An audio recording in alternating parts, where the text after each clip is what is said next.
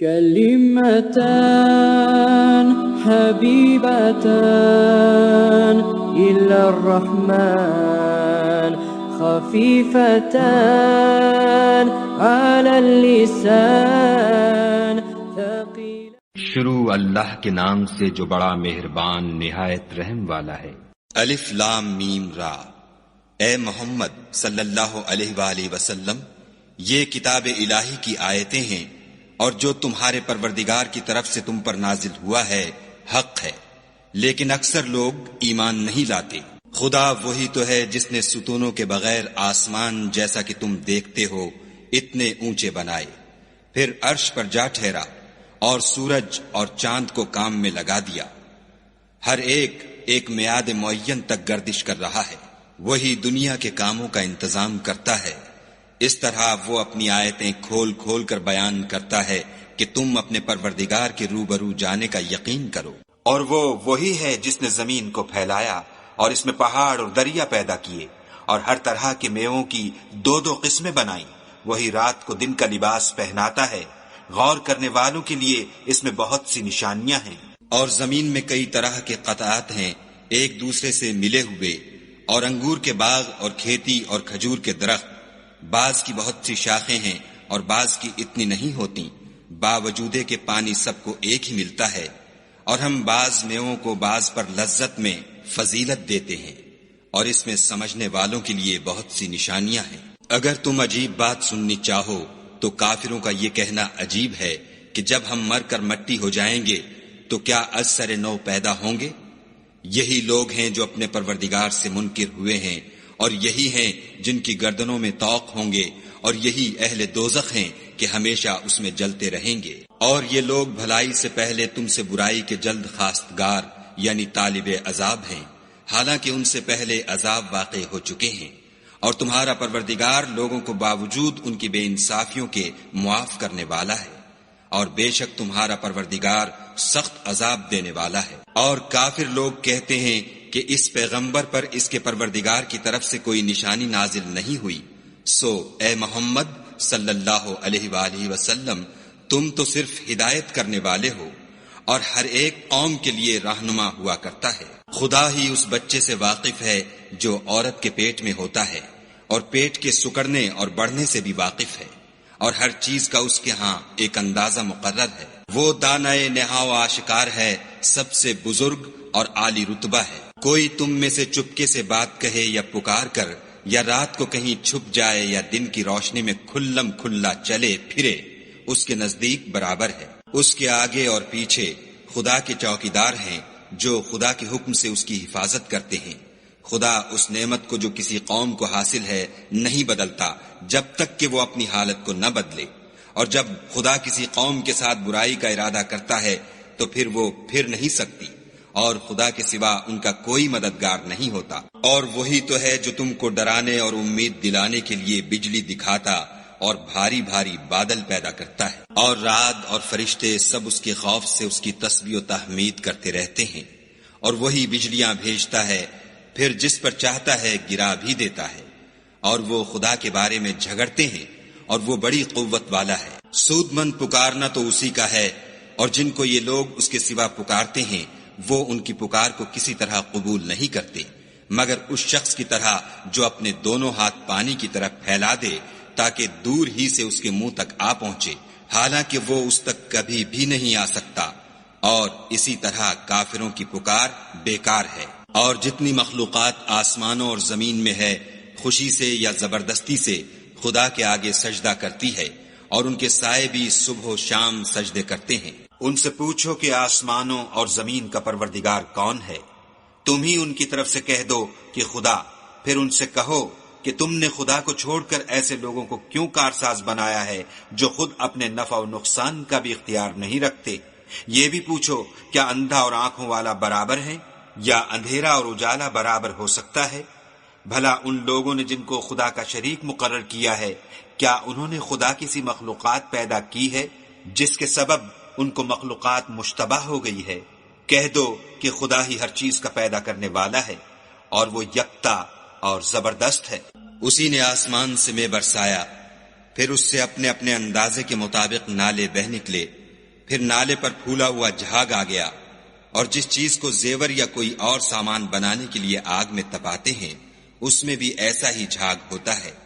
اس طرح خدا حق اور باطل کی مثال بیان فرماتا ہے، سو جھاگ تو سوکھ کر زائل ہو جاتا ہے، اور پانی جو لوگوں کو فائدہ پہنچاتا ہے وہ زمین میں ٹھہرا رہتا ہے۔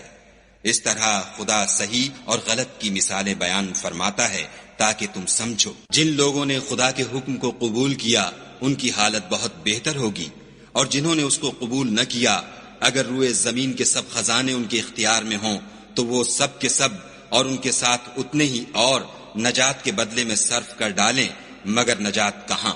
ایسے لوگوں کا حساب بھی برا ہوگا اور ان کا ٹھکانہ بھی دوزخ ہے، اور وہ بری جگہ ہے۔ بھلا جو شخص یہ جانتا ہے کہ جو کچھ تمہارے پروردگار کی طرف سے تم پر نازل ہوا ہے حق ہے، وہ اس شخص کی طرح ہے جو اندھا ہے، اور سمجھتے تو وہی ہیں جو عقل مند ہیں، جو خدا کے عہد کو پورا کرتے ہیں اور اقرار کو نہیں توڑتے، اور جن رشتہ قرابت کے جوڑے رکھنے کا خدا نے حکم دیا ان کو جوڑے رکھتے اور اپنے پروردگار سے ڈرتے رہتے اور برے حساب سے خوف رکھتے ہیں، اور جو پروردگار کی خوشنودی حاصل کرنے کے لیے مصائب پر صبر کرتے ہیں اور نماز پڑھتے ہیں، اور جو مال ہم نے ان کو دیا ہے اس میں سے پوشیدہ اور ظاہر خرچ کرتے ہیں، اور نیکی سے برائی کو دور کرتے ہیں، یہی لوگ ہیں جن کے لیے عاقبت کا گھر ہے۔ یعنی ہمیشہ رہنے کے باغات جن میں وہ داخل ہوں گے، اور ان کے باپ دادا اور بیویوں اور اولاد میں سے جو نیکوکار ہوں گے وہ بھی بہشت میں جائیں گے،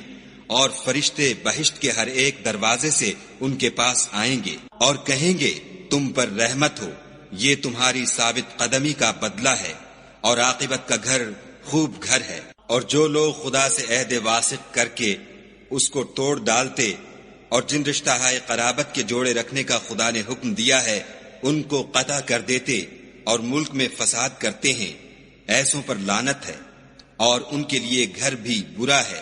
خدا جس کا چاہتا ہے رزق فراخ کر دیتا ہے اور جس کا چاہتا ہے تنگ کر دیتا ہے، اور کافر لوگ دنیا کی زندگی پر خوش ہو رہے ہیں، اور دنیا کی زندگی آخرت کے مقابلے میں بہت تھوڑا فائدہ ہے۔ اور کافر کہتے ہیں کہ اس پیغمبر پر اس کے پروردگار کی طرف سے کوئی نشانی کیوں نازل نہیں ہوئی؟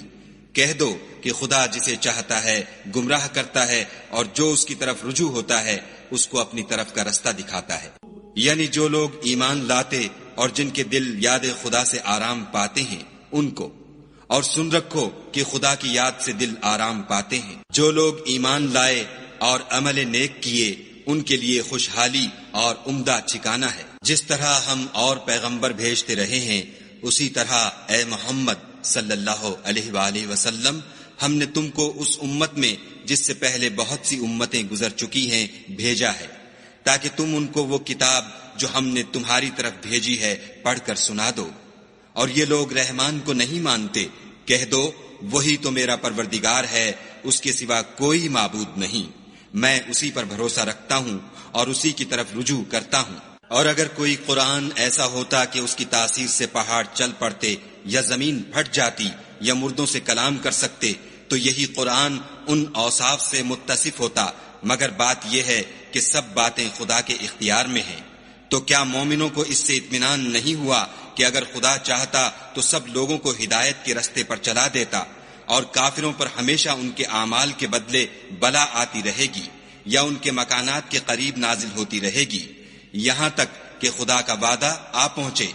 بے شک خدا وعدہ خلاف نہیں کرتا۔ اور تم سے پہلے بھی رسولوں کے ساتھ تمسخر ہوتے رہے ہیں، تو ہم نے کافروں کو مہلت دی پھر پکڑ لیا، سو دیکھ لو کہ ہمارا عذاب کیسا تھا۔ تو کیا جو خدا ہر متنفس کے اعمال کا نگراں و نگہبان ہے وہ بتوں کی طرح بے علم و بے خبر ہو سکتا ہے؟ اور ان لوگوں نے خدا کے شریک مقرر کر رکھے ہیں، ان سے کہو کہ ذرا ان کے نام تو لو۔ کیا تم اسے ایسی چیزیں بتاتے ہو جس کو وہ زمین میں کہیں بھی معلوم نہیں کرتا، یا محض ظاہری باطل اور جھوٹی بات کی تقلید کرتے ہو؟ اصل یہ ہے کہ کافروں کو ان کے فریب خوبصورت معلوم ہوتے ہیں، اور وہ ہدایت کے رستے سے روک لیے گئے ہیں، اور جسے خدا گمراہ کرے اسے کوئی ہدایت کرنے والا نہیں۔ ان کو دنیا کی زندگی میں بھی عذاب ہے اور آخرت کا عذاب تو بہت ہی سخت ہے، اور ان کو خدا کے عذاب سے کوئی بھی بچانے والا نہیں۔ جس باغ کا متقیوں سے وعدہ کیا گیا ہے اس کے اوصاف یہ ہیں کہ اس کے نیچے نہریں بہہ رہی ہیں، اس کے پھل ہمیشہ قائم رہنے والے ہیں اور اس کے سائے بھی۔ یہ ان لوگوں کا انجام ہے جو متقی ہیں، اور کافروں کا انجام دوزخ ہے۔ اور جن لوگوں کو ہم نے کتاب دی ہے وہ اس کتاب سے جو تم پر نازل ہوئی ہے خوش ہوتے ہیں، اور بعض فرقے اس کی بعض باتیں نہیں بھی مانتے۔ کہہ دو کہ مجھ کو یہی حکم ہوا ہے کہ خدا ہی کی عبادت کروں اور اس کے ساتھ کسی کو شریک نہ بناؤں۔ میں اسی کی طرف بلاتا ہوں اور اسی کی طرف مجھے لوٹنا ہے۔ اور اسی طرح ہم نے اس قرآن کو عربی زبان کا فرمان نازل کیا ہے، اور اگر تم علم و دانش آنے کے بعد ان لوگوں کی خواہشوں کے پیچھے چلو گے تو خدا کے سامنے کوئی نہ تمہارا مددگار ہوگا اور نہ کوئی بچانے والا۔ اور اے محمد صلی اللہ علیہ وآلہ وسلم، ہم نے تم سے پہلے بھی پیغمبر بھیجے تھے اور ان کو بیویاں اور اولاد بھی دی تھی، اور کسی پیغمبر کے اختیار کی بات نہ تھی کہ خدا کے حکم کے بغیر کوئی نشانی لائے۔ ہر حکم قضا کتاب میں مرقوم ہے۔ خدا جس کو چاہتا ہے مٹا دیتا ہے اور جس کو چاہتا ہے قائم رکھتا ہے، اور اسی کے پاس اصل کتاب ہے۔ اور اگر ہم کوئی عذاب جس کا ان لوگوں سے وعدہ کرتے ہیں تمہیں دکھائیں، یعنی تمہارے روبرو ان پر نازل کریں، یا تمہاری مدت حیات پوری کر دیں، یعنی تمہارے انتقال کے بعد عذاب بھیجیں، تو تمہارا کام ہمارے احکام کا پہنچا دینا ہے اور ہمارا کام حساب لینا ہے۔ کیا انہوں نے نہیں دیکھا کہ ہم زمین کو اس کے کناروں سے گھٹاتے چلے آتے ہیں، اور خدا جیسا چاہتا ہے حکم کرتا ہے، کوئی اس کے حکم کا رد کرنے والا نہیں، اور وہ جلد حساب لینے والا ہے۔ جو لوگ ان سے پہلے تھے وہ بھی بتہری چالیں چلتے رہے ہیں، سو چال تو سب اللہ ہی کی ہے۔ ہر متنفس جو کچھ کر رہا ہے وہ اسے جانتا ہے، اور کافر جلد معلوم کریں گے کہ عاقبت کا گھر یعنی انجام محمود کس کے لیے ہے۔ اور کافر لوگ کہتے ہیں کہ تم خدا کے رسول نہیں ہو۔ کہہ دو کہ میرے اور تمہارے درمیان خدا اور وہ شخص جس کے پاس کتاب آسمانی کا علم ہے گواہ کافی ہیں۔ كلمتان حبيبتان إلى الرحمن خفيفتان